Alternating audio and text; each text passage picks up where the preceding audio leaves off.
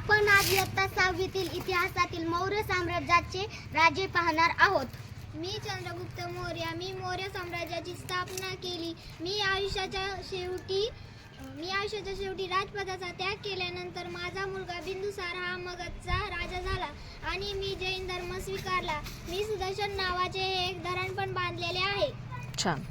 मी बिंदुसार आहे. माझ्या वडिलाचे नाव चंद्रगुप्त मौर्य आहे आणि माझ्या मुलाचे नाव सम्राट अशोक आहे. माझ्या वडिलांनी राजपदीचा त्याग केल्यानंतर मी त्यांचा मुलगा बिंदुसार मगधचा राजा झालो.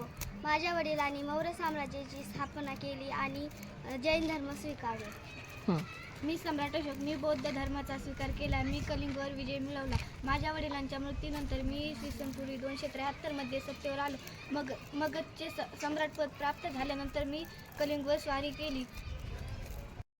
मी महेंद्र. माझ्या वडिलांचे नाव सम्राट अशोक. माझ्या आजोबाचे नाव बिंदुसार. माझे आजोबा मगधचे राजा होते. त्यांचा मृत्यू झाल्यानंतर माझे वडील सम्राट अशोक हे मगधचे राजा झाले होते. छान. मी संघमित्रा. माझ्या वडिलांचे नाव सम्राट अशोक, आजोबांचे नाव बिंदुसार व पणजोबांचे नाव चंद्रगुप्त मौर्य असे होते. माझ्या पणजोबांनी मौर्य साम्राज्याची स्थापना व जैन धर्माचा स्वीकार केला. त्यांनी आयुष्याच्या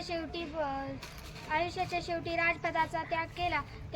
राजपदाच्या त्यागानंतर माझे आजोबा बिंदुसार मगधचे राजा झाले. त्यांच्या मृत्यूनंतर माझे वडील सम्राट अशोक राजा झाले. त्यांनी कलिंगच्या एका युद्धात रक्तपात पाहून कधीही युद्ध न करण्याचे ठरवले आणि त्यांनी बौद्ध धर्माचा स्वीकार केला. पाटलीपुत्र येथे त्यांनी बौद्ध धर्माची 3री परिषद बोलावली आणि माझा भाऊ महेंद्र व मला श्रीलंकेस पाठवले.